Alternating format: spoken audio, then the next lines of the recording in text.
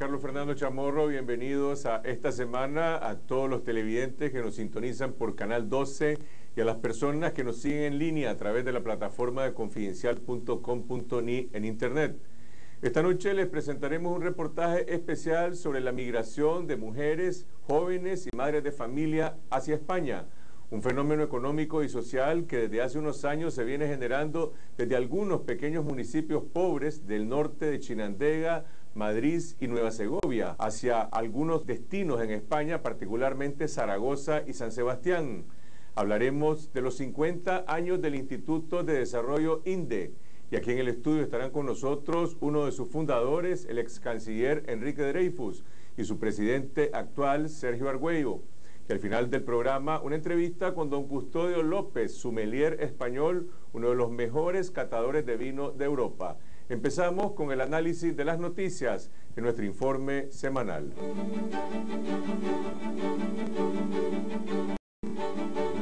La Corte Suprema de Justicia presentó ante la Asamblea Nacional un proyecto de reforma a la Ley Integral contra la Violencia hacia las Mujeres, que introduce el trámite de mediación entre las víctimas de violencia y sus agresores para delitos menos graves. Según sectores de la Iglesia y la Asociación de Abogados Democráticos, la falta de mediación atenta contra la integridad de la familia. Pero defensoras de los derechos de la mujer aseguran que según los antecedentes, el trámite más bien pone en peligro la vida de las mujeres víctimas de abuso. Prácticamente mandan a mediar todos los delitos, que era el avance que teníamos en la ley 779. Solo dejan por fuera, Carlos Fernando, son 10 figuras delictivas nuevas en esta ley. De ellas solo dejaron por fuera el femicidio, porque ya sería el colmo, estamos ante el asesinato y ahí ya la que está muerta no puede mediar, y las lesiones físicas graves, pues eso es lo único que deja por fuera. De ahí todo el resto de conductas delictivas nuevas que sancionaba adecuadamente esta ley, y que ese era el cambio y era el avance que nosotros habíamos celebrado hace más de un año. Prácticamente lo contradice, pues lo desdice, pero a la misma vez para nosotros es una omisión de la obligación estatal en materia de derechos humanos. El proyecto fue enviado a una comisión en la Asamblea y con la planadora oficial a su favor, se da por seguro que la mediación será restablecida. El magistrado de facto Rafael Solís anunció que la Corte Suprema de Justicia resolverá rápidamente los 32 recursos por inconstitucionalidad en contra de la concesión del canal interoceánico que cede la soberanía nacional a una empresa dirigida por el empresario chino Wang Jing. Vaticinando la posición que adoptará la Corte, Solís desestimó los recursos, asegurando que descartarán aquellos que estén sustentados en motivaciones políticas. En un inusual afán de eficiencia, la Corte se estaría pronunciando en septiembre u octubre.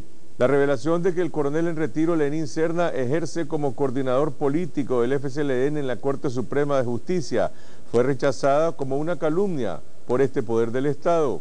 Sin embargo, la confusión Estado-partido ha sido la norma general en el Estado desde que el comandante Ortega regresó al poder, empezando por la entronización de la bandera partidaria en todas las instituciones del Estado y actos oficiales, y el sometimiento de la dignidad de los empleados públicos al partido de gobierno. El Centro Nicaragüense de Derechos Humanos, CENID, cuestionó la complacencia de Naciones Unidas con el gobierno de Daniel Ortega en cuanto a su observancia de los derechos humanos.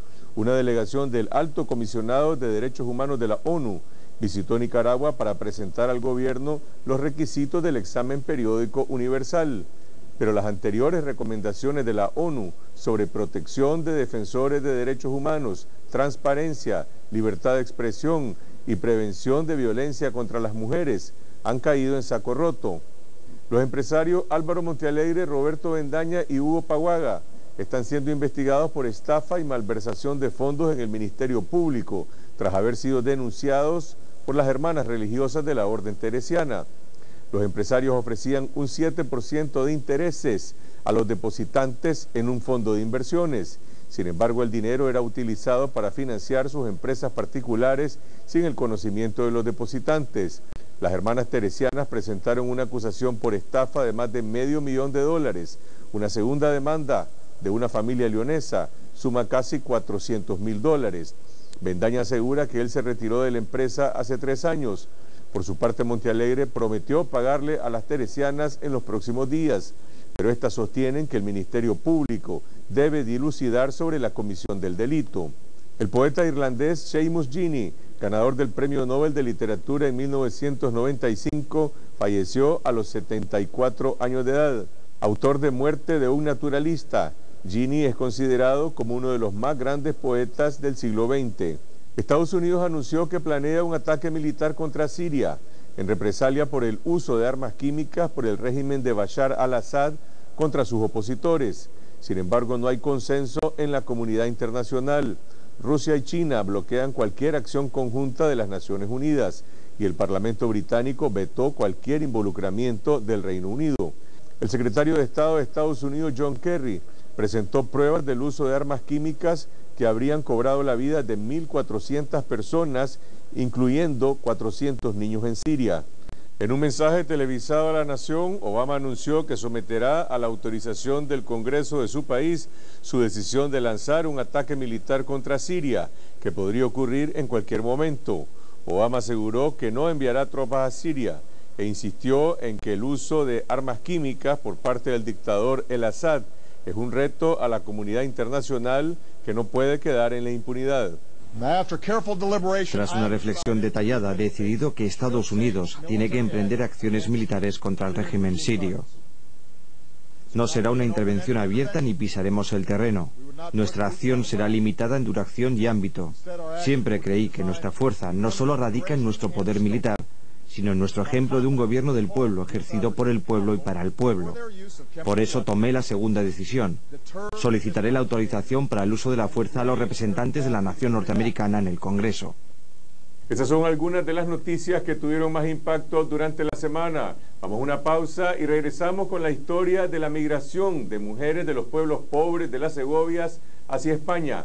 Una historia dramática para las familias que se ven obligadas a separarse para buscar una alternativa de sobrevivencia económica en España, un país que ahora enfrenta su propia crisis económica.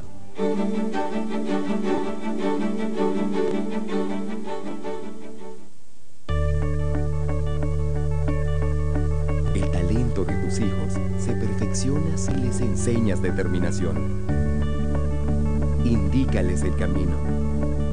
Dales hoy la mejor preparación y mañana ellos darán lo mejor de sí. Formémoslos juntos para triunfar.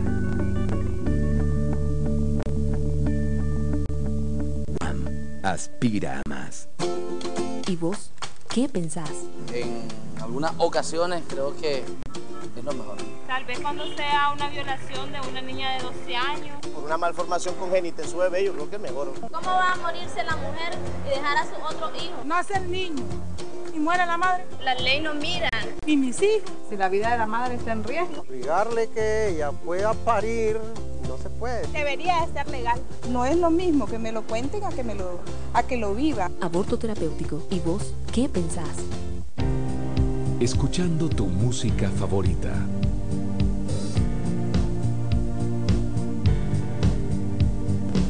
Sumergiéndote en una buena lectura.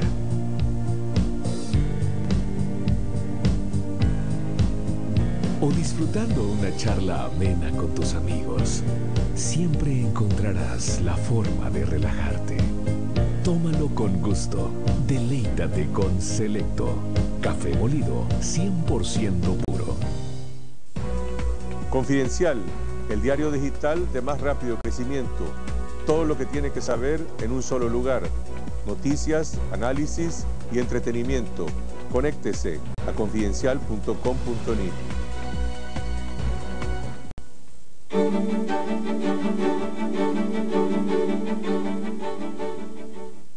Desde hace unos 10 años, España se ha convertido en un destino de migración para mujeres jóvenes o madres de familia de algunos municipios pobres del norte del país, en Nueva Segovia, Madrid y Chinandega. Se calcula que en España hay más de 40.000 nicaragüenses que se ganan la vida en distintos oficios y envían de regreso remesas a sus familiares.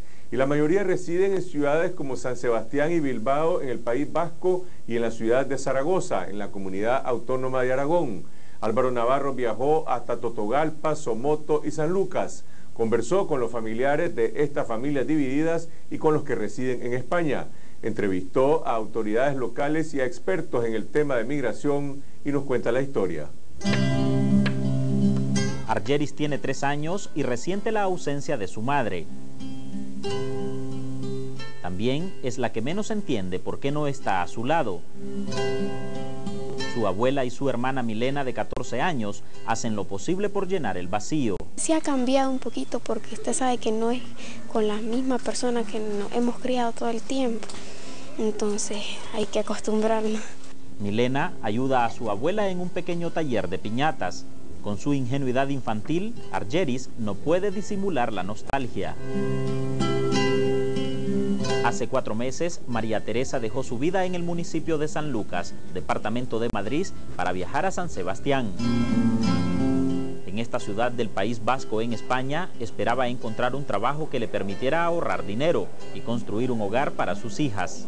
Y ella dice, tal vez allá yo puedo, si Dios me ayuda, dice, ganar para terminarla, porque ella desde hace más de un año tenía esa idea, ¿verdad? Pero no se tanteaba, y aquí porque no hallaba, pues, trabajo. ¿Qué te dijo tu mami cuando se fue?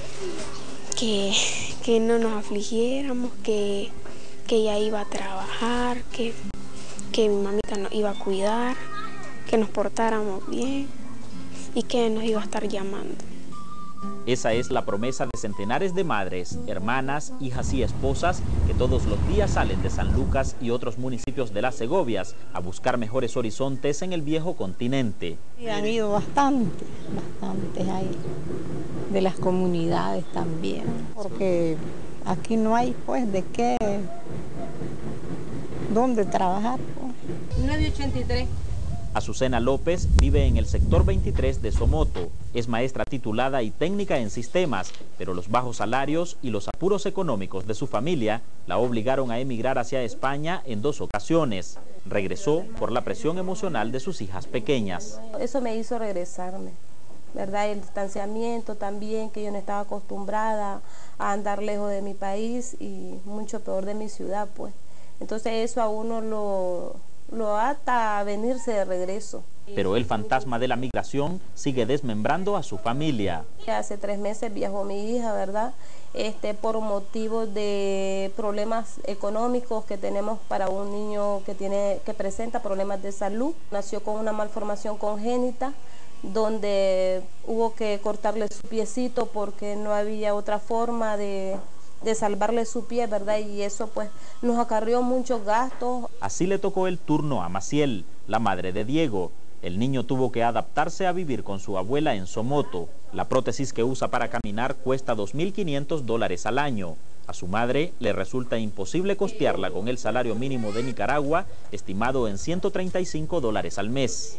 A veces porque uno dice me voy a ir porque quiero mejorar mi situación económica, mi hogar, mi casa. Las mujeres en su mayoría han viajado a España en busca de mejorar sus condiciones de vida de sus hijos, para poderlos ayudar en su formación profesional, quizás construir sus casas, tener alguna alternativa laboral que les permita salir un poco de la pobreza. Lo primero, sacar adelante a mis hijos y terminarle de construir su casa, porque prácticamente todo lo que uno hace cuando uno es madre es pensar en el futuro de sus hijos. Se calcula que en la última década unos 50.000 nicaragüenses migraron hacia España. Más del 80% son mujeres. Sí, aquí casa por casa se han ido. ¿La mayoría? A España, sí. Por los trabajos que hay allá, pues para hombres no hay. Por lo menos aquí en esta casa que digo, aquí tengo un montón de familias que se han ido para España. Por lo menos el muchacho que está ahorita ahí, su mamá se fue para España. Primas mías, todas familiares. A un principio se sufre demasiado peor cuando uno tiene hijos y ha dejado los hijos, los padres, pero que ni modo, si se quiere lograr algo, aguantarse de otra, pues, porque se sacrifica otra parte de la familia. La vez pasada la gente decía que Totogalpa se estaba convirtiendo en la ciudad de los hombres solos, porque la mayor parte de mujeres habían migrado y permanecían demasiado tiempo, los hombres quedan solos con los niños, porque España no es un país que ofrezca alternativas laborales a los hombres. Entonces casi siempre son las mujeres las que tienen que emigrar. Así, la migración hacia España adquirió rostro de mujer. Los hombres quedaron atrás al mando de la casa y los hijos. Quedamos haciendo el papel de mujer también, de criar a los chavos, porque ellos estaban pequeños. Por mi hijo, el menor, quedó de ¿cuánto? De 10 años. Mi hija tenía 16, 15 años, pues ya tiene 18. Y he fregado pues esta situación de decir o asumir el rol de papá y mamá. Es un reto que hay que tomar debido a la situación que se presenta en la economía de la familia. Entonces alguien tiene que hacer algo y en este caso como la oportunidad se presenta más para las mujeres, entonces eso es lo que se tiene que hacer, pues hay que correr ese riesgo porque también es de riesgo esto. Brenda Arce es una joven nicaragüense graduada en bioanálisis clínico. Ante la falta de oportunidades en el país, la migración a España se le presentó como la única alternativa. Me desesperé, en realidad fue un acto de desesperación de decir, aquí no hago nada, se me está pasando el tiempo, voy a llegar a tantos años, voy a pensar en algún momento en tener familia y luego no voy a tener cómo sobrevivir. Arce es originaria del municipio de Cinco Pinos, al norte de Chinandega. Yo estoy en Zaragoza. Aquí en Zaragoza están la mayoría de chinandeganos, porque me imagino que así como yo le pedí ayuda a un familiar, otros le piden ayuda así o entre amistades y eso. En San Sebastián, pues tengo entendido que está la mayoría de gente del norte. Tiene que ver muchísimo el hecho de que en muchos de esos municipios existió lo que se llamó el fenómeno de hermanamiento de ciudad a ciudad. Y en esos hermanamientos se agregan vínculos personales, se agregan vínculos dentro de la comunidad. Hubo muchos proyectos que se ejecutaron en esos territorios, entonces la gente estableció contacto.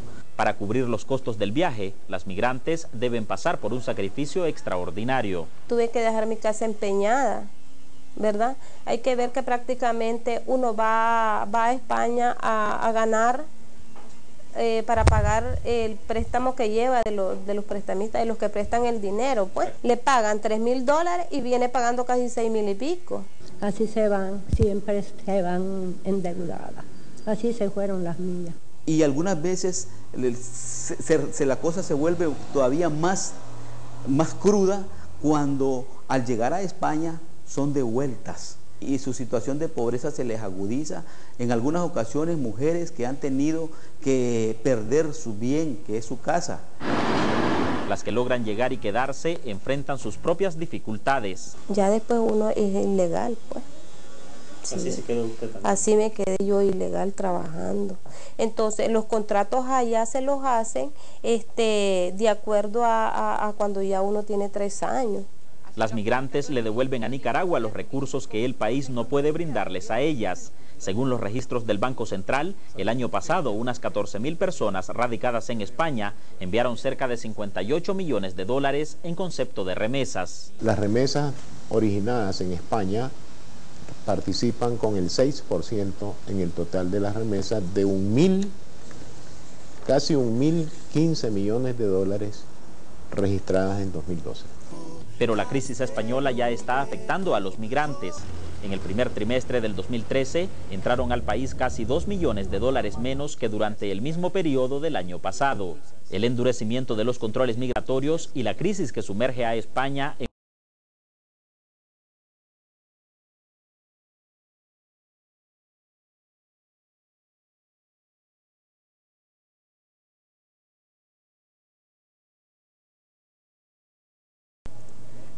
a hacer reducciones para que cuando no venga dinero, ellos tengan de qué vivir.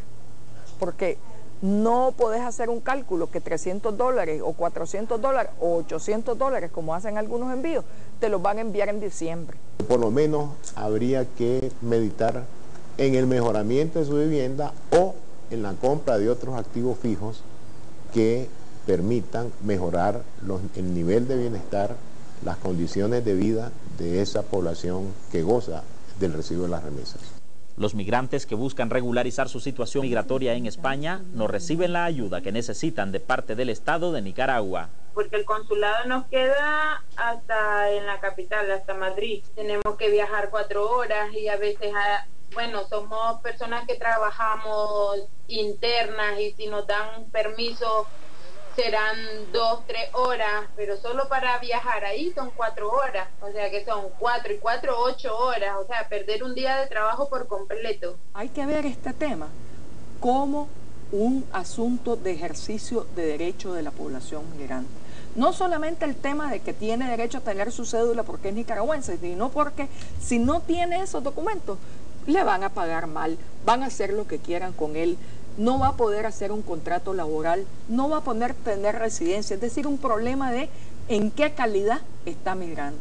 Que por lo menos se acordaron de vivir. Juliana Torres y Octavio López tienen 4 hijas en España. Se fueron con la misión de convertir la casa de adobe de su familia en una vivienda digna para sus padres.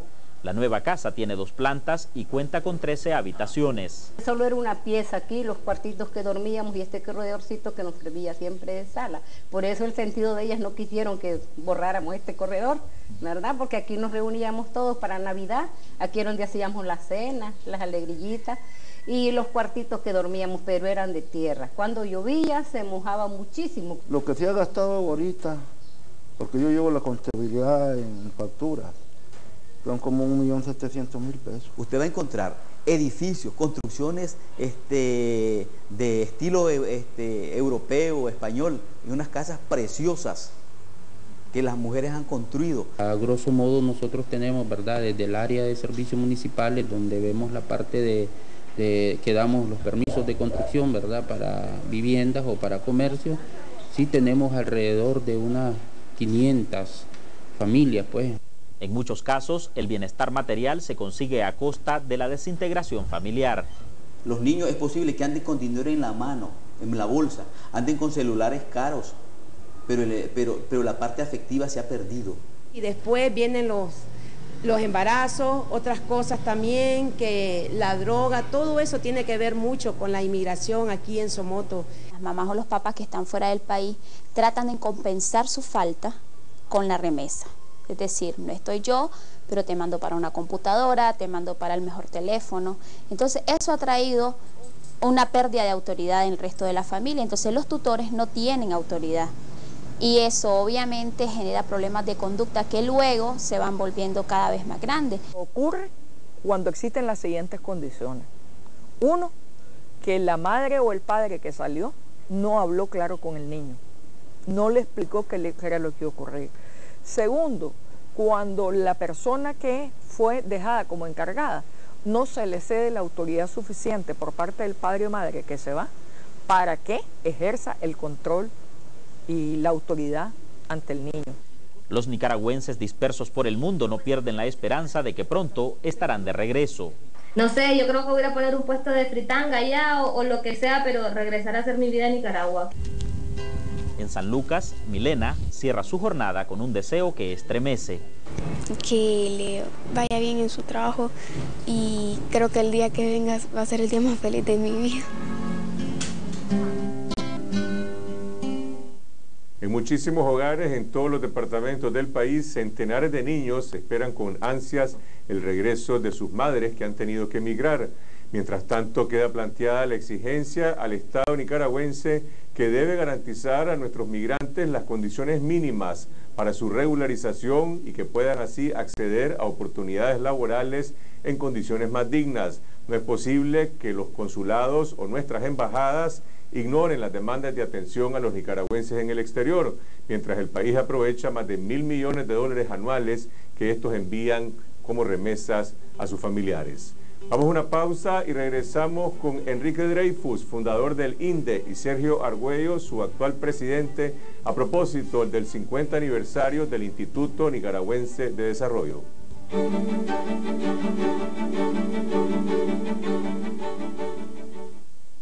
Farmacias Medco y Solotlán, nicaragüenses de corazón, buenos precios, amplio surtido, delivery gratis, super beneficios con su membresía del programa Salud al Día. Llama gratis 1-822-24. Farmacias Medco y Solotlán, 60 años al servicio de los nicaragüenses. Razón número 15 para tener nuevas amigas.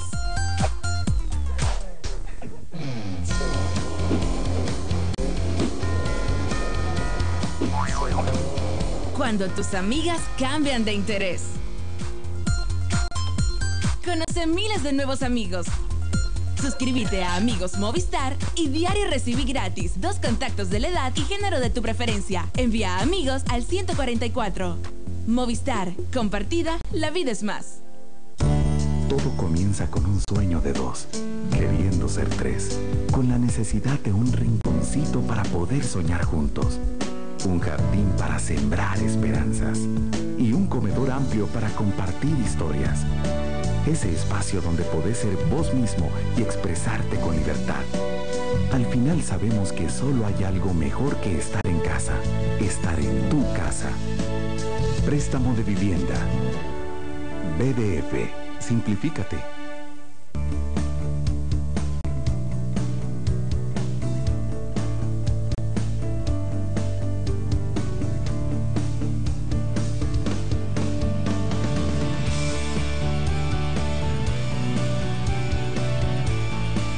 Queremos estar en cada uno de esos momentos especiales.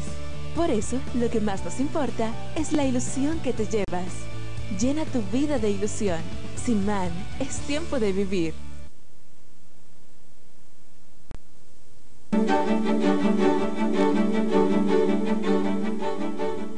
Hace 50 años, un grupo de empresarios y profesionales fundaron en el país el Instituto Nicaragüense de Desarrollo INDE, con el objetivo de promover el rol económico y social de la empresa privada como un instrumento de desarrollo. Al amparo del INDE se promovieron proyectos educativos, como el establecimiento en Nicaragua del INCAE, el Instituto Centroamericano de Administración de Empresas, y otros como Funde y Educrédito, enfocados en el apoyo financiero a las cooperativas, pequeños negocios y la educación. A través de su liderazgo nacional y sus capítulos departamentales, INDE jugó un papel fundamental a mediados de los años 70 en el proceso de la conformación del COSEP, el Consejo Superior de la Empresa Privada, que agrupa a diversas cámaras empresariales, entre ellas al propio INDE como Instituto de Desarrollo. En las últimas décadas, INDE también ha impulsado, con el apoyo de la cooperación internacional, programas para el desarrollo de las pequeñas y medianas empresas, así como el movimiento de emprendedores juveniles. El próximo martes 3 de septiembre, el INDE cumple 50 años de existencia, pues en esa fecha obtuvo en 1963 su personería jurídica, que por cierto le fue cancelada por el gobierno de Somoza en septiembre de 1978 como una represalia política, y le fue restituida en 1979 por la Junta de Gobierno de Reconstrucción Nacional. Y para conocer más a fondo sobre el aporte del INDE y los desafíos que enfrenta hoy, nos acompañan representantes de al menos 2 generaciones que han estado al frente de esta institución. Don Enrique Dreyfus, empresario, ex canciller, fundador de INDE. Sergio Argüello, actual director y presidente de INDE. Buenas noches, Sergio. Enrique, gracias por acompañarnos.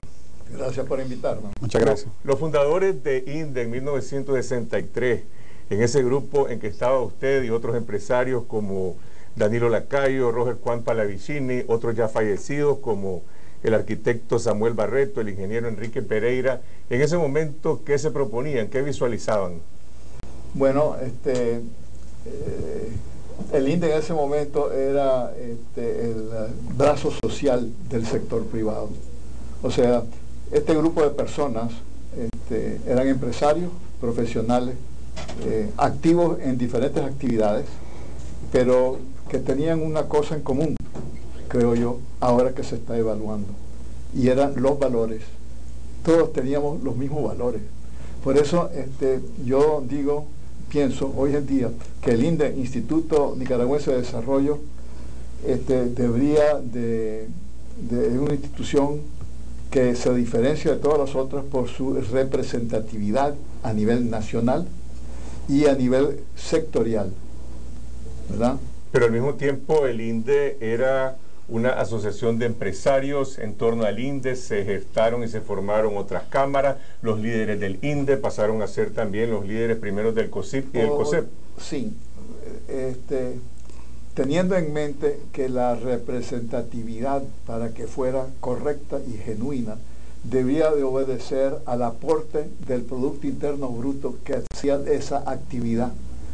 Y es así como originalmente se consideró de que el INDE debía de actuar o actuaba como la presidencia del COSEP, porque el COSEP tenía gremios de organizaciones de diferentes fondos políticos, de diferentes ideologías, mientras que el INDE no es un partido político, mucho menos, sino que es el brazo social.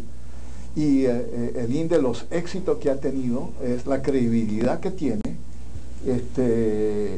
los éxitos que ha tenido con los diferentes programas, la creación de INCAE, la creación después del terremoto del COSIP, Consejo Superior de la Iniciativa Privada, que como habían 3 representantes por cada uno de los gremios y eran como 20 gremios, eran 60 representantes y aquello era un mercado espantoso. Y después de la inoperatividad y la experiencia adquirida de 2 años se transforma en COSEP. Hoy día en el COSEP tú tienes representación de organizaciones de las diferentes cámaras con diferentes ideologías, con diferentes tendencias. Esos programas emblemáticos que promovió el INDE en su primera etapa en los años 60 y 70, cuando uno menciona la palabra funde, automáticamente lo asocia con cooperativas, o cuando se habla de educrédito, se piensa en profesionales que lograron estudiar en nuestras universidades obteniendo préstamos y becas a través de precisamente de este programa del INDE. Esos programas, ¿qué impacto tuvieron y qué permanencia han tenido en el tiempo? Sí, eso se origina de los 4 principios fundamentales que estos 14 jóvenes crearon el INDE, que eran la creación a través del esfuerzo económico y social para desarrollar un país, 1. Segundo, el perfeccionamiento o el mejoramiento de lo que es la empresa privada a través de la tecnología. 3, la cooperatividad, la ayuda y mutua de todas las cámaras. Y 4, la unión o la ayuda, la relación entre el sector privado con el sector público. Esos 2 programas, que son programas insignias del INDE, en cooperativas se manejaron aproximadamente 45 millones de dólares. Se crearon alrededor de 1.800 cooperativas, de las cuales 82 están vigentes al día de hoy. Y en la parte de Educrédito se realizó 2.500 jóvenes, se le hizo préstamo educativo. En los 80 terminó este programa, no siguió desarrollando por problemas económicos, y hace 3 años lo volvimos a relanzar. Y ya tenemos ahorita el préstamo, llevamos 37 préstamos hasta el día de hoy. Hay unos pequeños problemas porque muchas veces entienden como beca, no como un préstamo educativo. Y eso todavía cuesta un poquito para que alcance y la población lo entienda un poquito. Usted decía que el INDE nunca fue ni se concibió como un partido político, pero en la época, digamos, más álgida de la confrontación con Somoza, entre el 78 y 79, el INDE jugó un papel muy beligerante. De hecho, Somoza hasta le quitó la personería jurídica como una represalia política. El INDE participó y convocó también algunas de las huelgas generales. Sí, así es. Bueno, pero todo basado no en la búsqueda del poder, sino que en la búsqueda de desafíos que tiene Nicaragua. O sea, yo te mencionaba de que el INDE es Instituto Nicaragüense de Desarrollo.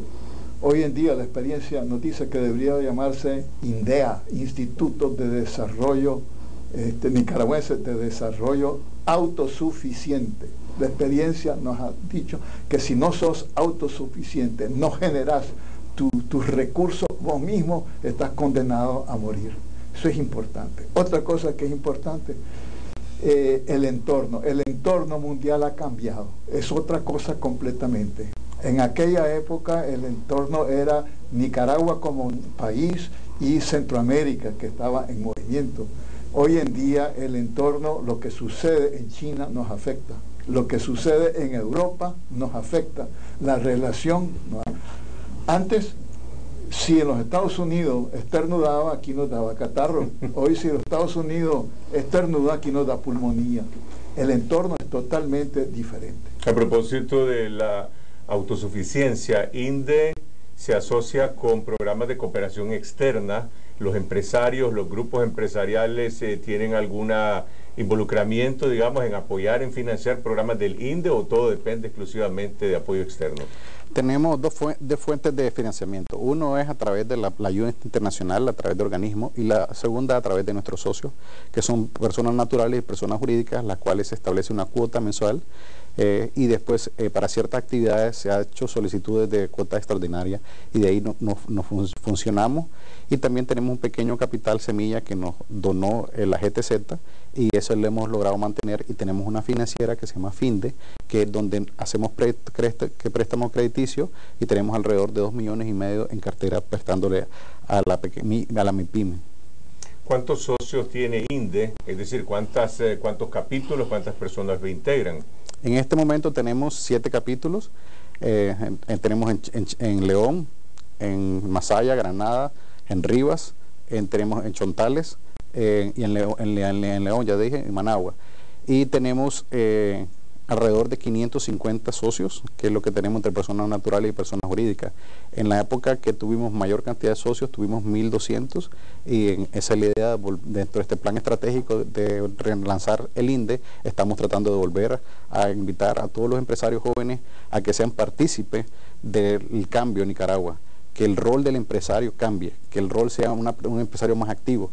No necesitamos líderes políticos, sino que líderes dentro de comunidades que afecten y que ayuden a desarrollar la necesidad del cambio en Nicaragua. Nosotros no podemos seguir creciendo al 3-4%, nosotros necesitamos crecer al 9-10%, y eso lo damos no solo las empresas grandes o los proyectos grandes, sino que lo da todos los nicaragüenses, todos los pequeños empresarios, en el ámbito donde puedan afectar cada uno de ellos. El INDE fue como una especie de incubadora de eso que se conoció como COSIP y como COSEP. El INDE hoy tiene ese nivel de peso, de incidencia sobre el rumbo del COSEP, o ya el COSEP se maneja, digamos, con un sentido de mayor autonomía en relación con todas las cámaras que lo conforman, que lo eligen. Bueno, Enrique Bolaño, expresidente y exmiembro del INDE y del COSEP, por ejemplo, fue quien democratizó el INDE, porque el INDE, por ser apolítico, había cogido la presidencia del COSEP.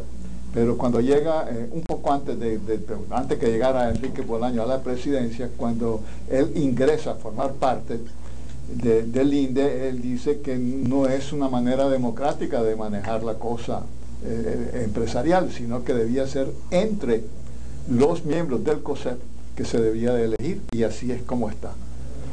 ¿Verdad? Pero hay una cosa que es bien importante, y es que la representatividad del INDE llegó a tener 12 capítulos, uno en cada uno de los departamentos. Entonces tenía una representación, y esa es la meta, como dice Sergio, otra vez llegar a tener los 12 capítulos. También muy importante es que esa representación es sectorial. ¿Qué quiere decir? Los que ingresan al INDE en Jinotega y en Matagalpa fundamentalmente son cafetaleros. En Chinandega y León son cañeros, sorgueros, maiceros. Los que ingresan en Rivas son turismo. Los que ingresan en Chontales son ganaderos. En el río San Juan y esa zona son ganaderos.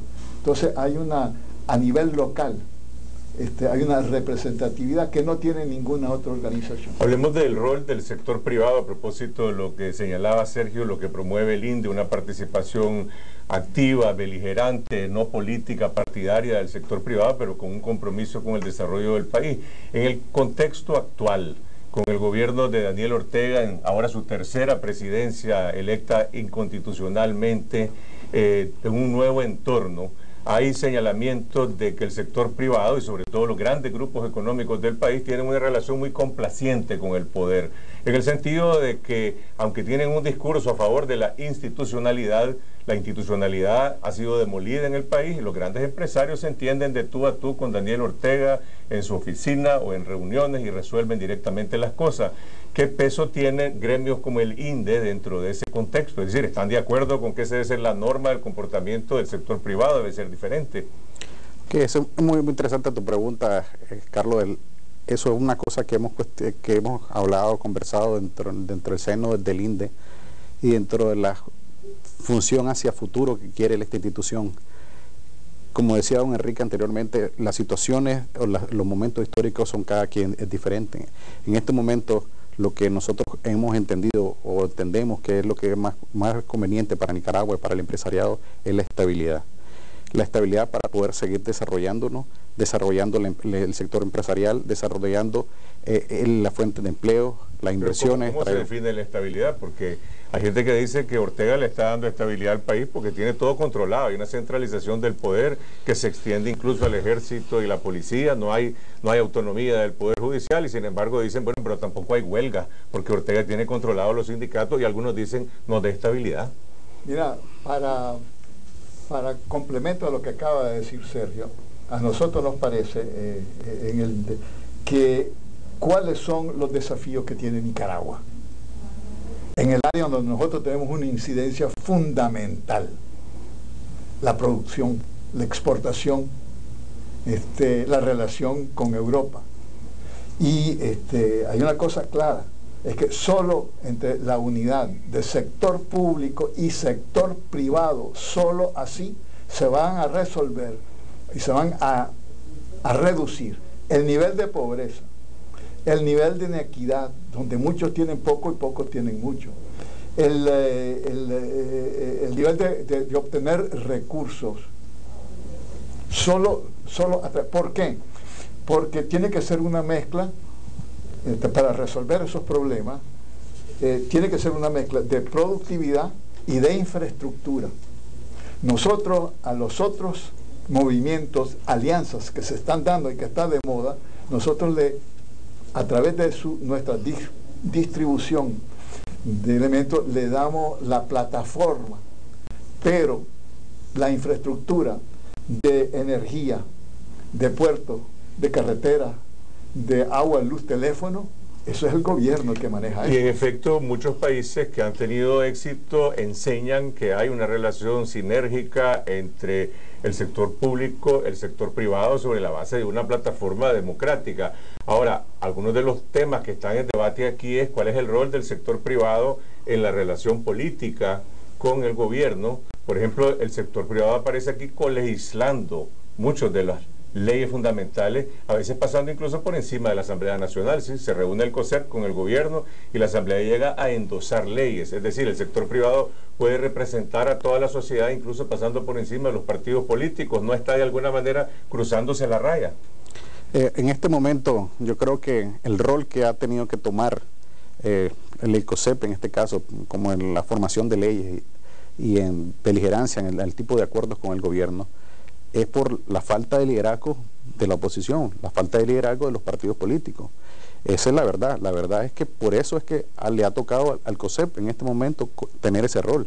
Pero no es por eso te decíamos, es un rol que nos ha tocado llevar en este momento, pero no es que el rol que adecuado que nos tenemos que llevar nosotros, sino que eso lo debería llevar los partidos políticos, los líderes políticos que están, y a través, como decís vos, a través de la Asamblea Nacional, donde están sus representantes. Pero con la falta de ese liderazgo, es que ha tenido que tomar el COSEP, porque nos afecta, no tomar esa posición nos afecta directamente a nuestras actividades empresariales directamente. En los últimos meses se ha venido repitiendo una sucesión de concesiones, algunas otorgadas por la Asamblea Nacional. Estamos hablando de concesiones a negocios comerciales, el caso de Albimer, por ejemplo, esta empresa que va a poner los escáneres en las aduanas, o el arreglo que se hizo con la empresa española TSK bajo mucha opacidad, o por el otro lado la concesión que se le otorgó pues al empresario chino Wang Jin para desarrollar el canal interoceánico, e incluso esta concesión que se le dio a una empresa que desarrolla las tarjetas electrónicas de los buses de Managua, casos en los que no ha ocurrido en ninguno de ellos licitaciones, competencias, y simplemente han sido asignaciones de dedo que se están dando de parte del gobierno. ¿Cómo ve el sector privado esta forma de hacer negocios? Porque de un lado está el gobierno y del otro siempre hay empresas privadas que están beneficiándose de esos arreglos. Bueno, yo creo que el vínculo del sector privado con cualquier gobierno de turno tiene que existir como la única manera posible, real, que lo ha demostrado 50 años de experiencia, de solventar los problemas, de bajar la pobreza, igualito a como hace 50 años. Mismo problema de pobreza, de inequidad, de necesidad de autosuficiencia. Pero ¿no le preocupa a usted que vivió también, que ha vivido varias épocas, incluso la época de Somoza, en que se hablaba mucho del tema de la competencia y de la competencia desleal, de la creación de grupos, el propio grupo económico de Somoza al amparo del gobierno, y que aquí pareciera que hay algunos grupos que juegan con los dados cargados por el tipo de relación que tienen con el gobierno? Bueno, lo que pasa es que estamos viviendo un cambio increíble. ITC, información, tecnología y comunicación, ha revolucionado el mundo. Y como creo que se mencionó al inicio, lo que sucede en China nos está afectando aquí. Eso es una regla del juego totalmente diferente. Sin embargo, nosotros debemos dejar constancia, y creo de manera clara y meridiana, nosotros no aspiramos al poder político. Sí aspiramos a una Nicaragua mejor. ¿Y cómo no lo vamos a hacer? Tenemos 50 años de estar aspirando, pero seguimos con niveles de pobreza inauditos, con una inequidad inaudita de muchos que tienen poco y pocos tienen mucho. La próxima semana, coincidiendo con esta conmemoración de los 50 años del INDE, se llevará a cabo también la elección de la presidencia del COSEP. Se da por un hecho la nueva reelección de José Adán Aguirre, y estos dos hechos coinciden con un encuentro que el sector empresarial, los líderes de las principales cámaras y grupos económicos tendrán con el comandante Ortega. ¿Hay algún punto relevante, fundamental en esa agenda que ustedes como INDE quieren llevar a la mesa del gobierno? Sí, nosotros tenemos dos puntos principales. El aspecto de la educación, que necesitamos que el reforzamiento de educación en el sector primario y secundario, y prioritariamente en la formación de maestros.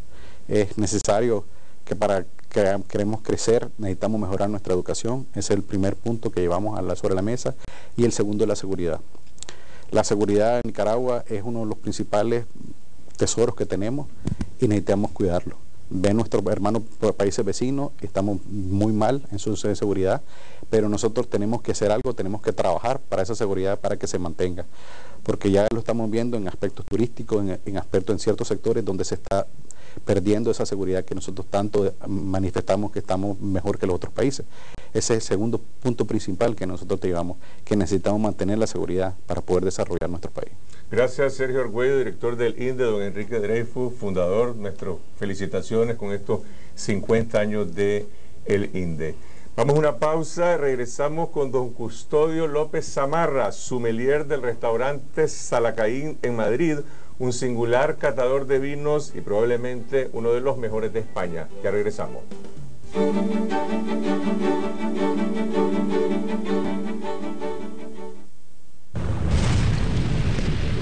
Cada día, más y más nicaragüenses están redescubriendo el sabor original. Volvimos a sus orígenes, reconstruimos su fórmula y creamos algo excepcional. Redescubre tú también la frescura y suavidad de su exquisito y único sabor original. Victoria Clásica, retorno al origen. Recorra Nicaragua entera con elegancia y seguridad en un vehículo de Lugo Rentacar. En Lugo Rentacar, usted puede alquilar el vehículo de su conveniencia, en las mejores condiciones y a los mejores precios.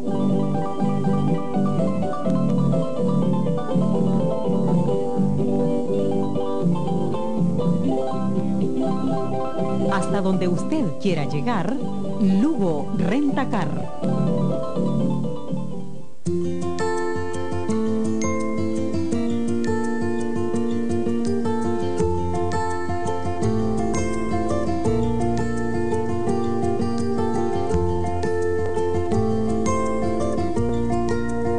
Cuando despiertas todas las mañanas, lo primero que haces es informarte sobre la verdad. La Prensa, 87 años, despertando con la verdad a Nicaragua.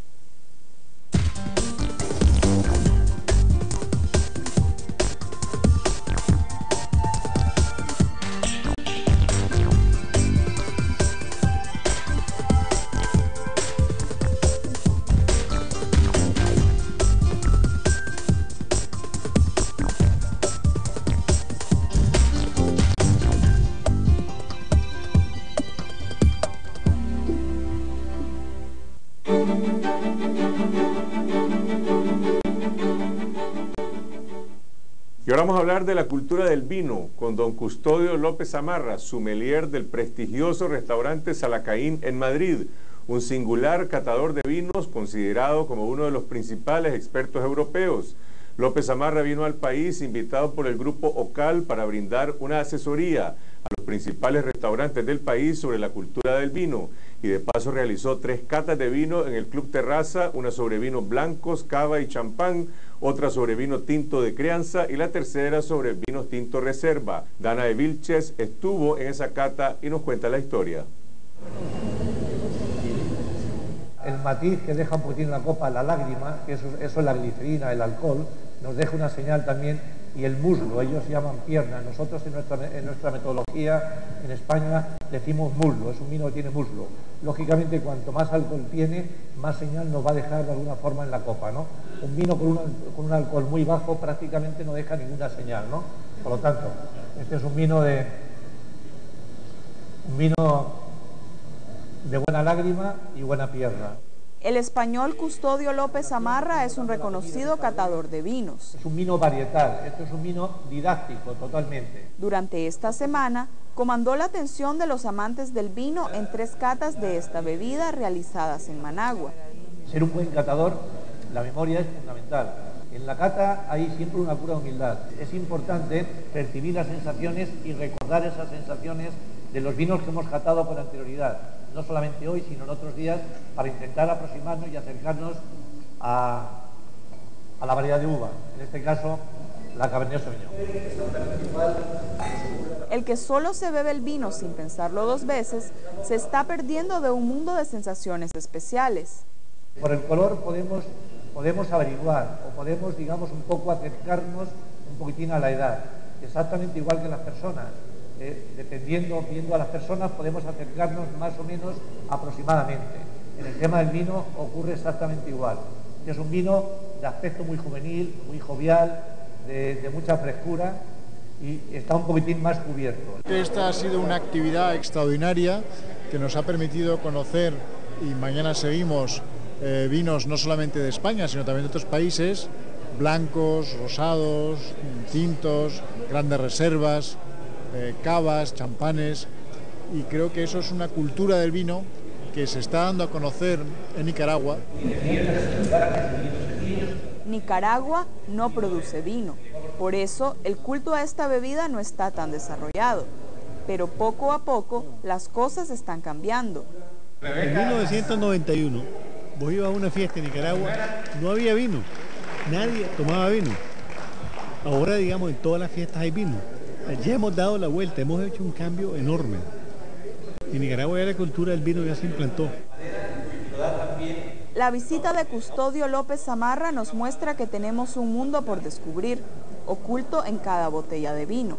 Hay una curva de calidad. El vino nace en el roble o nace en el depósito y luego después se va formando, se va haciendo hombre o mujer, se va haciendo hombre en la botella. Por eso muchas veces cuando nos preguntamos, ¿la botella es importante en el vino? La botella no es que sea importante en el vino, la botella es fundamental. El viernes pasado conversamos con don Custodio López Samarra sobre su relación con el vino y esto fue lo que nos dijo. Don Custodio, a estas alturas de su vida, ¿qué es el vino para usted? Mi vida, mi pasión. Yo llevo 40 años en el mundo del vino, trabajando en el restaurante Zalacaín, pero yo he nacido en la taberna de mis abuelos, en un pueblecito toledano, en Villatobas, y por lo tanto el vino para mí es todo, es pasión, es mi vida, es todo. ¿Cómo se entrena un sommelier? ¿Cómo empezó usted? Yo soy un poquitín autodidacta. Yo empecé hace 40 años a base de leer muchísimo. Hice unos primeros cursos en la Escuela de Ingenieros Agrónomos en España, en la universidad. Y entonces, teniendo muy buenos profesores, teniendo muy buenos catadores, viajando muchísimo y leyendo muchísimo. Y el día a día es el que a uno le va formando constantemente. ¿Tomando mucho vino? Tomando mucho vino y explicándote de alguna forma ese vino, cómo es, qué características tiene, ¿no? Y tener muy buena memoria. Yo creo que el ser un buen sommelier, aparte de tener, digamos, un poquitín esos mandamientos de humildad, discreción, amabilidad y psicología, pues lógicamente sensibilidad. Hablemos de la memoria gustativa. Hay gente que tiene memoria fotográfica. ¿Usted retiene sabores, olores? ¿Cómo funciona? La memoria gustativa es cuando uno tiene un vino delante, uno ve el color, ve su aspecto, ve los aromas, eso todo lo va uno memorizando, ¿no? Y luego después el gusto, ¿no? Si yo cato un vino y a mí me dicen, este vino es un vino de la variedad tempranillo, y yo le cato dentro de 10 días, ese vino me está recordando a esa variedad de uva, y por lo tanto yo estoy memorizando, yo lo estoy grabando en el disco duro, ¿no? Y entonces la memoria es fundamental. Un buen catador, si no tiene memoria, nunca podrá ser un buen catador. Estamos hablando de alguien como el personaje de la novela El perfume, de Patrick Süskind. No, yo creo que también la cata es una cura de humildad, persona normal, persona que tiene los sentidos perfectamente, todos los sentidos, ¿no? La vista uno ve el color del vino, la belleza del color, ¿no? Que es un poco el vestido del vino, como la persona, ¿no?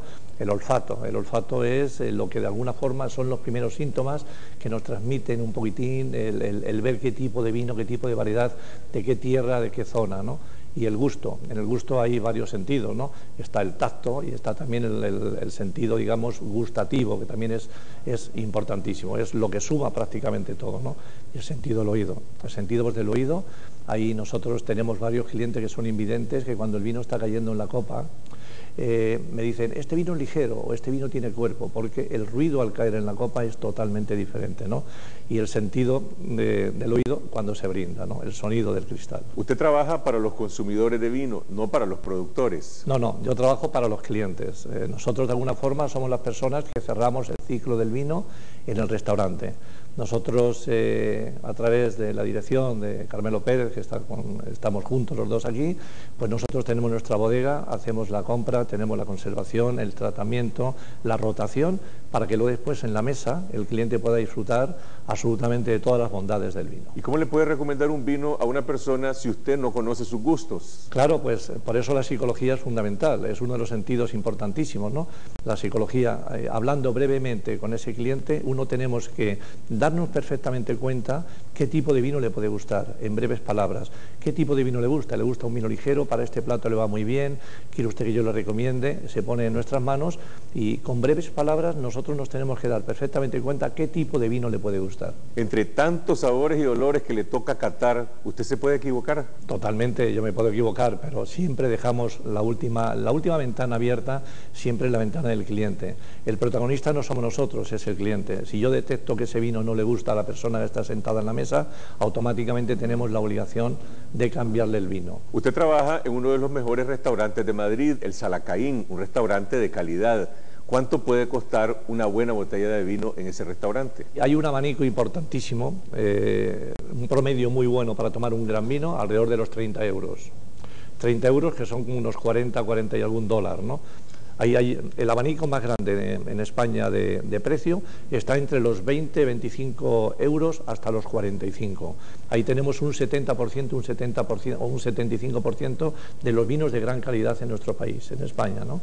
Entonces se puede tomar un vino espléndido, muy bueno, por 30 euros, perfecto. ¿Cómo puede ser un consumidor normal que va a una distribuidora o a un restaurante y no tiene la suerte de encontrarse usted para seleccionar un buen vino? Ponerse en manos de la persona que más entienda de vinos, del metrotel, del director, y, en fin, y que le recomiende, viendo lo que está tomando, que le recomiende lo más apropiado posible, porque si tenemos en cuenta que más de la mitad de lo que ingerimos es líquido, el vino es un elemento importantísimo a la hora pues, de comer, ¿no? Entonces el vino potencia el plato y el plato potencia el vino. Buscar el equilibrio, buscar el maridaje, buscar la armonía de plato y vino, poniéndose en manos siempre del profesional, que sea una persona sensata y que le recomiende un buen vino, cuidándole mucho también la cartera, que también es importante. Pero si uno tiene la suerte de encontrarse con ese consejo, ¿cómo puede orientarse? Buscar un poquitín en la zona que uno está, si tenemos vinos de esa zona, intentar buscar lo mejor, la juventud, la frescura, buscar la madurez, el equilibrio, intentar recomendar siempre esa cosa razonable, esa cosa. Yo creo que el vino es muy sencillo. A veces tratamos de complicarlo demasiado, ¿no? Pero yo creo que es mucho más sencillo de lo que nos creemos. ¿Y cuáles son las tendencias actuales de los mejores vinos? Mucho se habla de los españoles, franceses, californianos, sudamericanos, australianos. La verdad, hay dos hemisferios, lógicamente, hemisferio norte, hemisferio sur. La zona, digamos, tradicional de los vinos es Europa, ¿no?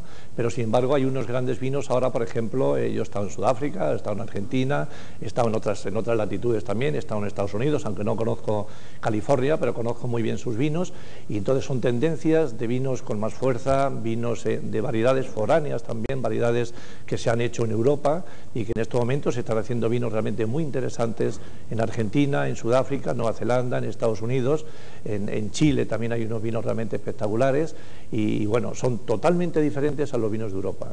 En Europa son vinos con otros caracteres, porque la misma variedad de uva se comporta de diferente manera en otros países, porque el clima es diferente y el terroir también es diferente. Y las personas que lo hacen también.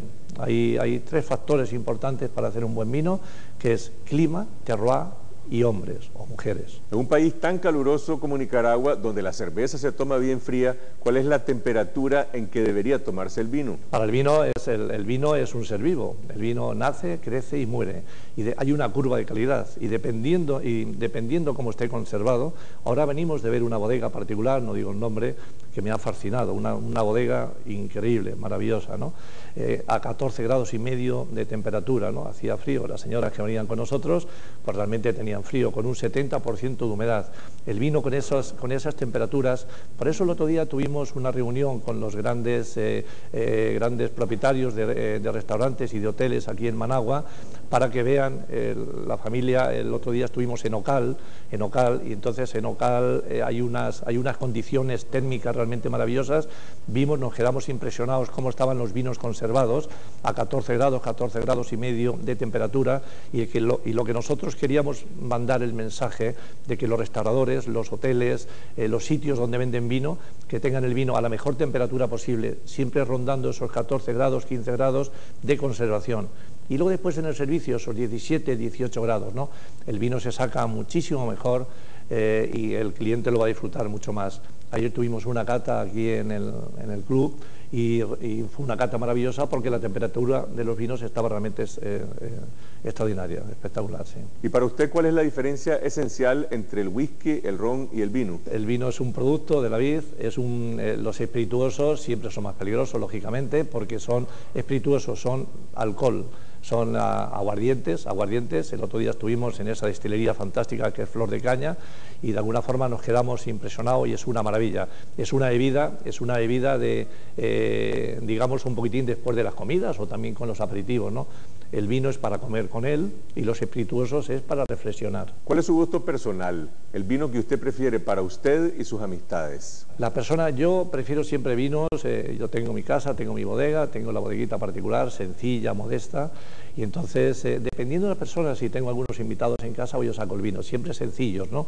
El vino hay que tomar el mejor vino dependiendo de las posibilidades del bolsillo. Siempre hay que tomar el mejor vino. Si uno es una persona, un poder adquisitivo normal, pues uno toma las cosas normales, lo mejor que uno pueda tener para ofrecerlo a sus invitados, a sus amigos, ¿no? El vino es un vehículo de amistad y es un vehículo también de cultura, ¿no? La amistad, cuando uno tiene esos invitados, pues el abrir esa botella de vino adecuada, pues es un placer porque se va a disfrutar y se va a hablar de él. Y los invitados también lo van a agradecer, ¿no? Si el vino, los invitados que uno tiene no aprecian el vino, hay que sacar lo más normalito, hay que sacar cosas que en fin, porque no lo van a apreciar, ¿no? Entonces, si las personas o los amigos o los familiares, pues de alguna forma aprecian el vino, hay que sacar lo mejor y hablar y comentar. El vino hay que hablarlo y hay que comentarlo. ¿Y cuáles son los sabores que busca en ese vino especial? Yo busco los aromas primarios. Para mí, un gran vino es aquel vino que es elegante.